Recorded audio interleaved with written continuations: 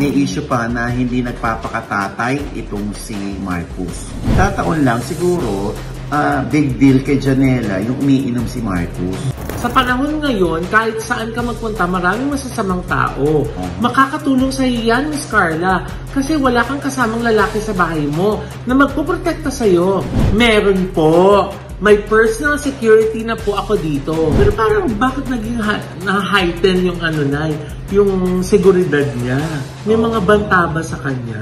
Huwag yung buburahin to ha. Huwag yung buburahin yan ha. Happy birthday, Jex. Meron kaming surprise sa'yo. Yeah! Happy birthday! Hello mga ka-update. Ito po ang inyong mga lingkod. Ito ba si Mama Loy? At ito naman po si Papa Owas and OGD. At ano pa nga ba? Ang lagi niyong inihirit sa amin. Ay! Chika mo na! Dandi! Oy, naku, nakakaloka. Patuloy pa rin pinag-uusapan. At trending yung ginawang podcast na nandun sa YouTube nitong si Marcos Patterson. Yes! Ito'y patungkol sa kanyang payo sa mga kabataan.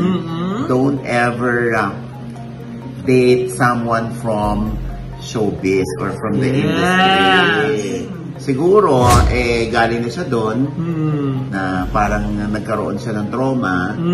Kaya gano'n ang sinabi niya siguro.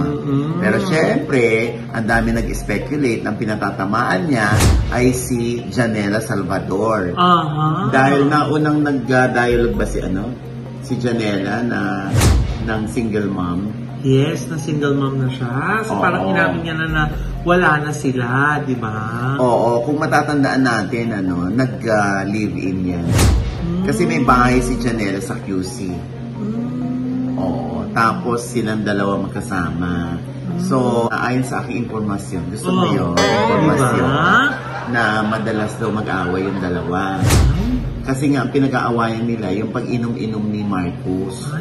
Tapos, syempre, si Janela lagi nasa bahay. Habang si Marcos daw ay gala ng gala. Mamam daw ng mamam. As in, inom ng inom. So talagang siya, kumbaga, habit niya ng uminom, no? Oo. So kung kay Janela lagi naiiwan yung baby nila si Jude, paano pag may taping si Janela, Nay? Ayun. Diba, one time, diba, parang parang lumabas yun. Nakasama ni Janela si Jude sa taping. Oo. Kasi nga, siguro dumidede pa kay Janela, yung bata.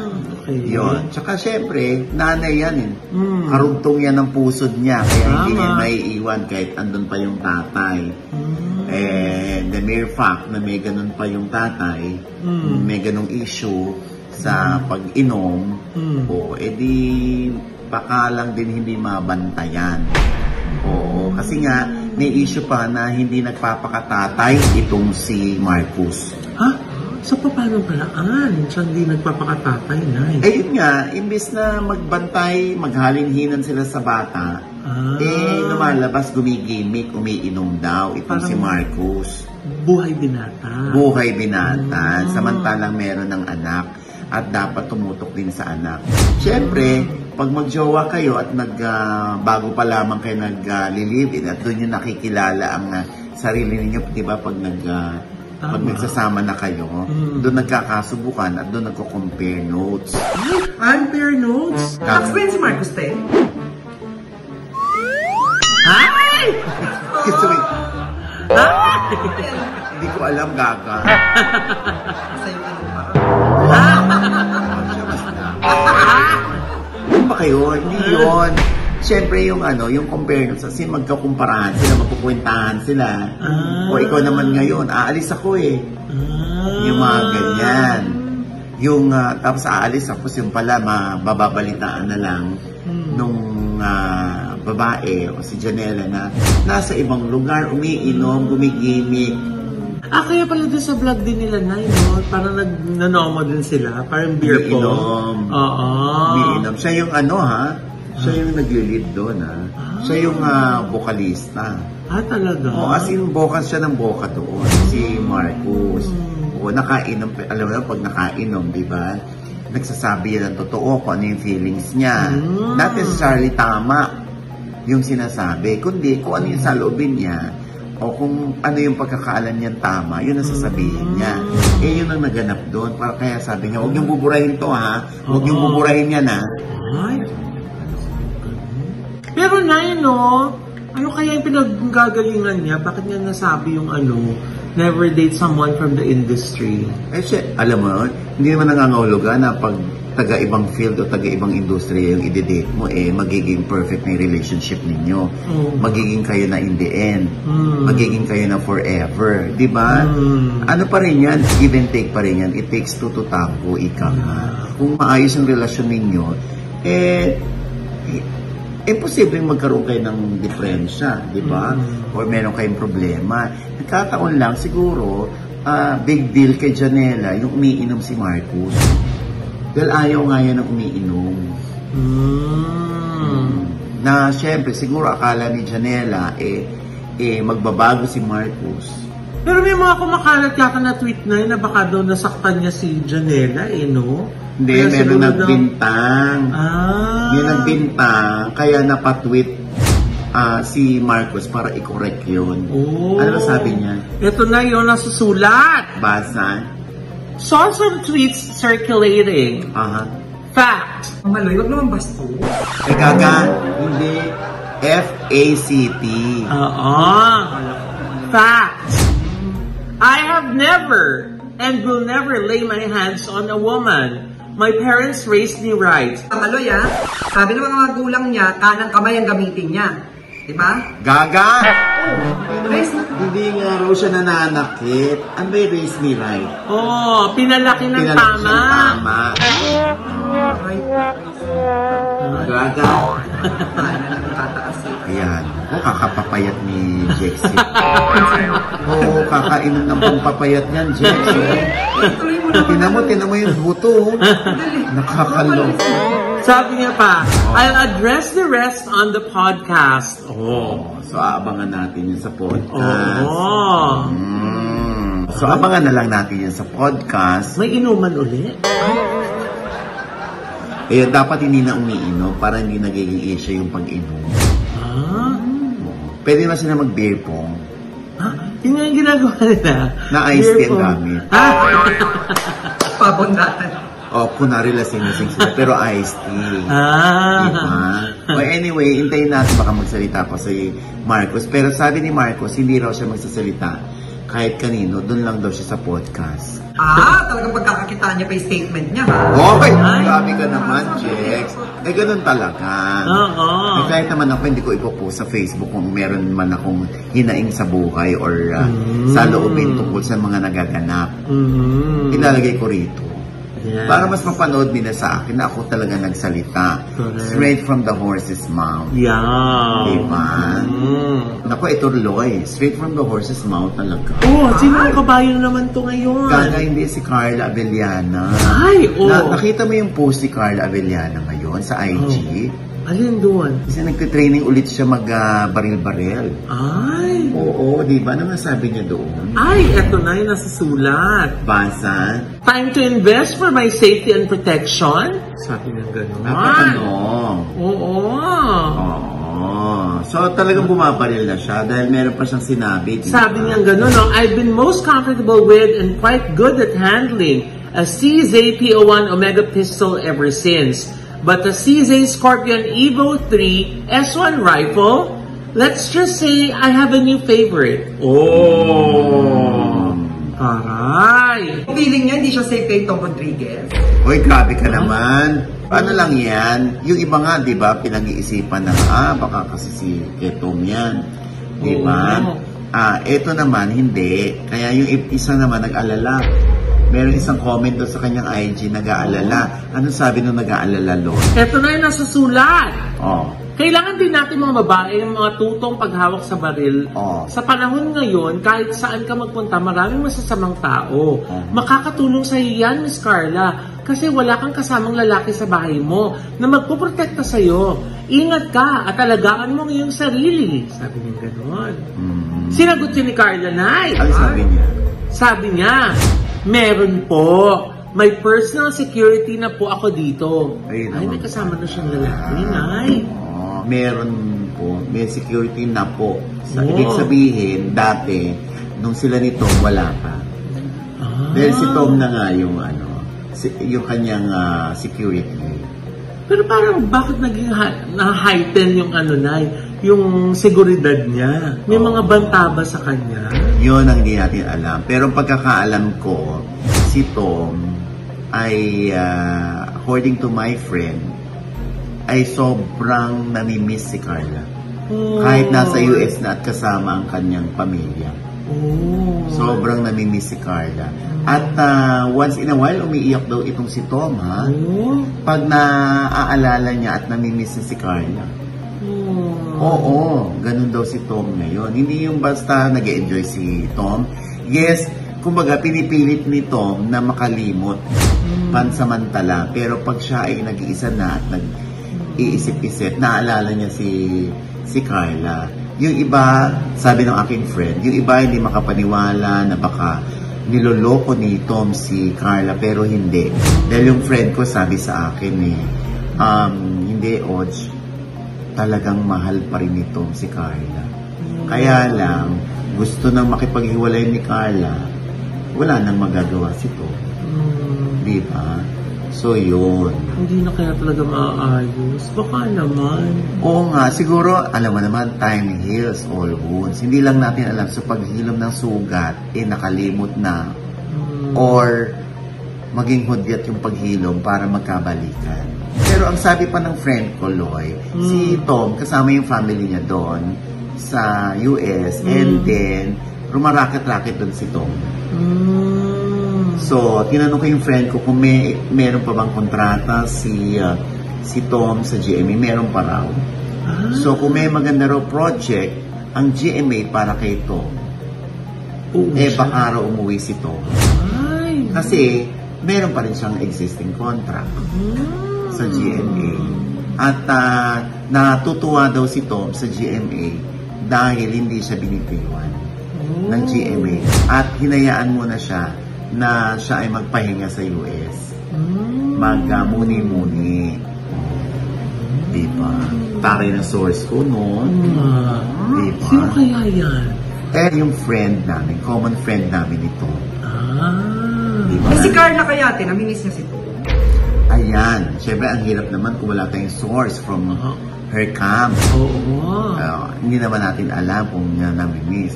Baka siguro yung namimiss, kung nandun pa rin yung sugat, pero yung, kasi, mas matagal sila naging magkaibigan bago sila naging mag-asawa. O kumpara sa pagiging mag-asawa nila. Napakabilis nga nung mag-asawa party. Diba? Nakakaloka, no? Anyway, ayan. So, maganda naman yung nangyayari kay Tom sa US na natutulungan siya ng mga kaanak niya para, alam mo na, makalimot pansamantala at sumaya-saya. Diba? Kasi trauma talaga kay Tom yung nangyari. Sobrang trauma, lalo na dun sa naloko siya ng pera. Diba? Malaking halaga rin yon. Pero nilino ng aking source ay hindi rin naman daw umabot ng ilang milyon yun. Yung naloko, hindi raw totoong 24M. Yun. Ilang M lang? Hindi, isa lang. Talaga ba? Isa lang daw. At least M pa din, di ba? Oo. Kung 1 lang naman pala, ganun na bang rason para maghiwalay, Nay? Kung isang rason yun? Tinanong ko rin yung common friend namin ni Tom kung meron bang babae si Tom? Sabi ng friend ko, wala. Walang naging babae. Bintang meron. Parang sumumpa pa yata si Tom sa kanya na never, hindi ko niloko si Carla. Sabi sa akin. So anyway, syempre iba pa rin pag nanggaling kay Tom. Pero siguro yung pananahimik kayo ni Tom, siguro para pansamantala, pahinga muna yung issue. Nay, nagpapahinga pala, tapos nagambala natin. Istorbo natin yung pagpapahinga. Alin, hindi. Ano ka ba? Kasalanan ko yan. Hindi. Siyempre, kawawa naman si Tom. Pero binibembang ng binibembang. Oo nga. O, dahil nga hindi nagsasalita si Tom. Oo nga, napagbintangan parang ngayon na dahil sa kanya kaya nag-aaral ng pagbabaril si ano. Oo. Kawawa naman yung tao. Kasi yun nga, diba? Minsan mas gusto na lang siguro ni Tom na manahimik. Siyempre, marapat lamang. Lalo na yung kaibigan ko, yung common friend namin ni Tom, sobrang lalim na ng friendship namin. Kaya hindi naman magsisinungaling sa akin yun. Kasi kung feeling niya ine-etchos lang siya ni Tom, syempre sasabihin niya, ine-etchos lang ako niyan, Och. Hindi naman. Talagang sabi niya, Och, grabe. Ano talaga si Tom? Buti nga si Tom, nakakagala siya dito na alam niyang hindi siya i-judge yung mga tao. Kasi mga pinupuntahan niya rito, mga kakilala niya, kaibigan niya, kaanak niya. Yun. Na talagang hindi yung basta-basta huhusgahan siya na siya ang nang-api. Ganon. O anyway, hintayin natin baka magsalita naman din si Tom. Sa takdang panahon. Sa takdang panahon. Siyempre, hangad pa rin natin na si Carla at si Tom magkaayos. Kahit magtapos sila bilang magkaibigan na lamang. At maisip nila na meron din silang pinagsamahan. Pinagkamahan. Ako sa'yo. And with that, mga kaibigan, ito po ang yung mga lingkod. Ito po si Mama Loy. Kung di pa namin kayo subscriber, mag-subscribe na po kayo. Click nyo na po yung subscribe button dyan sa ibaba, ha? At kung meron po kayong komento sa mga pinag-usapan nating chika, i-comment nyo na po yan below. I-click ang like button. At huwag mong kalimutan i-click ang notification bell. Dahil pag kinlik niya kayo muna naman na-notify na meron kami latest update. At syempre pa, ang kanya-kanya naming channel. Yes, sana mag-subscribe din po kayo sa channel ko. That's Mama Loy. M-A-M-A-L-O-I. Naku, iniimbitahan ko po kayo ngayong Sabado at Linggo, September 10 to 11 sa Wedding Expo Philippines. May booth po kami dyan. Magkita-kita po tayo sa mga soon-to-wed brides and grooms dyan. Mag-register na po online for free admission sa teamsandmotives.com. At syempre, Tito Jack's channel, meron po akong bagong vlog dyan. Bago to tehan, dito luma. At Nakinunan noong February. bago pa rin, bagong labas. At syempre, pasalamatan ko lang, te, ang nagpaganda ng aking hair, star. At syempre, ang aking Barbie arm sa Potions, Manila. Grabe ang may baby back ribs na dito. O diba? At syempre pa, ang daming naaaliw dito kay Petit at Meggy. Grabe. Grabe, para silang nanonood ng isang comedy show talaga. Diba? Doon sa aking panayam sa kanila. Diba? Naku, panoorin nyo. At tsak na sampalin nyo si Jex pag hindi kayo natawa.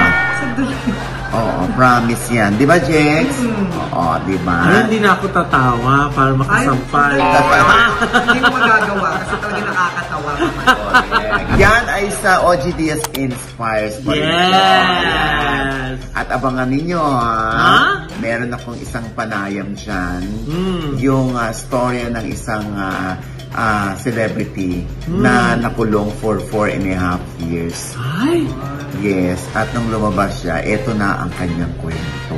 Oh! Yes, dyan lamang po yan sa OG Diaz Inspires. At ito po muli ang inyong lingkod, Papa Osin OG Diaz na lagi nagsasabi at papaalala sa inyo na sa tuwing gigising po tayo tuwing umaga, wag na wag po tayong makakalimot, na magpasalamat sa Panginoon dahil tayo kanyang ginising. Ibig sabihin, may mission pa rin po tayo sa buhay. Sabay sabing, every gising is a blessing! Ano pa nga ba ang lagi niyong inihirit sa amin? Ay! Chika mo na! Dali! Oh, naku, nakakaloka. September 8 po ngayon. Yes! Birthday ni Mama Mary. Kaya happy birthday, Mama Mary! Yes! Ayan! Ay, hindi po tayo, wait lang. Ako pa, post pa natin yung Gcash ko dyan. Bakit? Hindi ako naka-red ngayon, no? Bakit? Oh, birthday ko din! Birthday mo ba? Oo. September 8? Yes! Kabay mo si Mama Mary? Oo, di ba? Diba? Tama, yung kalaban ni Mama Mary. Pikit ka nga uli. Ayun, demonyo. Ang dali, birthday ko din. Oh, dahil, Talaga ba? talaga siya nagpaalala ng birthday Diba? niya, Oo diba? nga. Parang nakalimutan niya na eh. Dahil birthday Tapos niya. pinapalagay pa yung Gcash. Diba, alam mo, ito po yung Gcash niya. Totoo ba, Jex? Lalo na yung Gcash? Ha? PM na lang po. Ayan. Oh, good luck ka sa mga mambubula. Ayan. Oo nga. PM na lang pala. PM na lang. Ayan PM na na. lang pala. At syempre pa, Oo. ayun na yun, Lloyd. Happy birthday, Mama Me. Okay. Ano? Ano ba? Kailangan ba yan? Ano ba? Oh, happy birthday, Jex! Happy birthday! Di ba nga? Energy. Binayaran ko na yung shane mo Energy. ah. Binayaran ko na yung shane mo. Okay na Ayaw nga ako. pala. Thank you, Mama Lu. Absurdo na ako. Yung sa'yo pa. Happy birthday, Jex! Dapat meron ka din. Anak ng... Ha? Anyway, happy birthday, Jex! Meron kaming surprise sa'yo! Yay! Happy birthday!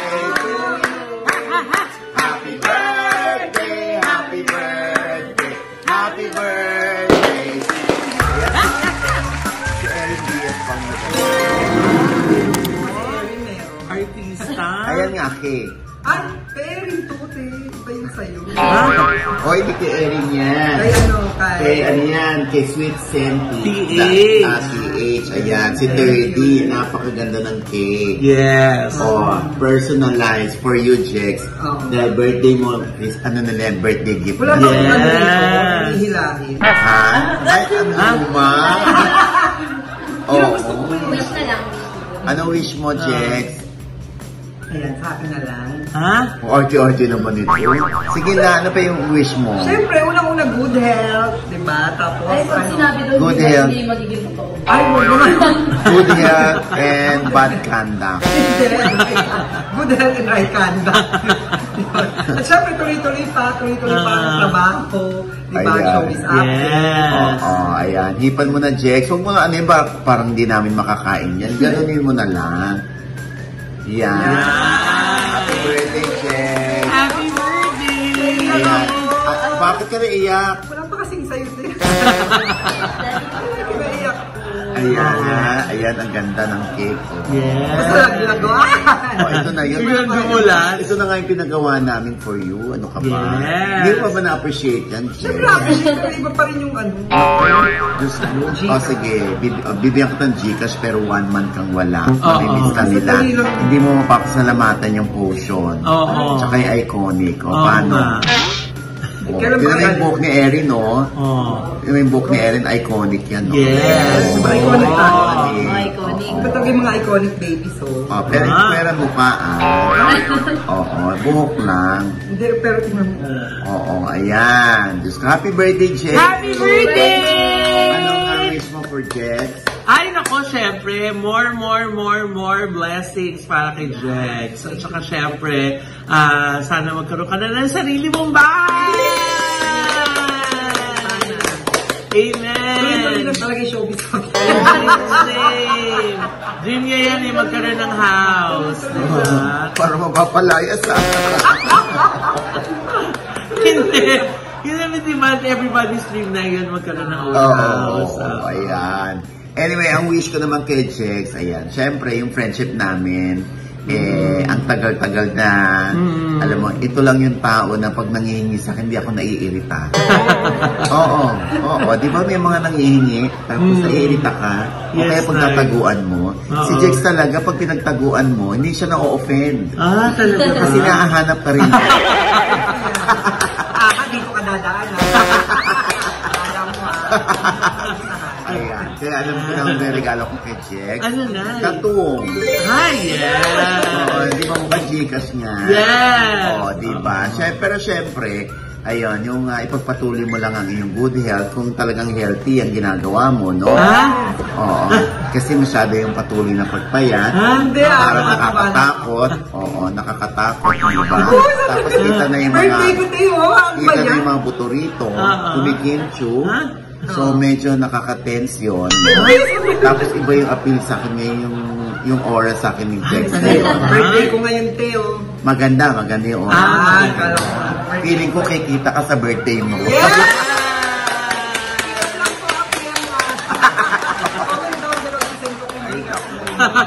O, Ayan, happy birthday, Jex. Alam mo naman kung gaano kita kamahal. Siya rin ang aking piloto kapag kailangan ko ng driver. True. Oo, pero may kaakibat na gasto. Yes. Mas mataas pa ang rate kaysa sa totoong driver. Diba? Oo. Alam mo yan. Kung sa gas, may gasto. Thank you, Jex, for the friendship. Yes, we love you. And fairness naman kay Jex, nangihingi siya, hindi siya nagnanakaw. Ayun. Wala kami pinariringan na. Ha? Nangihingi si Jex, pero hindi nagnanakaw. Yun naman ang maganda. Ah. Happy birthday, Jex. Tama na, masyado naman. Oo nga. Okay na yan. Pindutin mo na. Happy birthday! Happy birthday, Jex.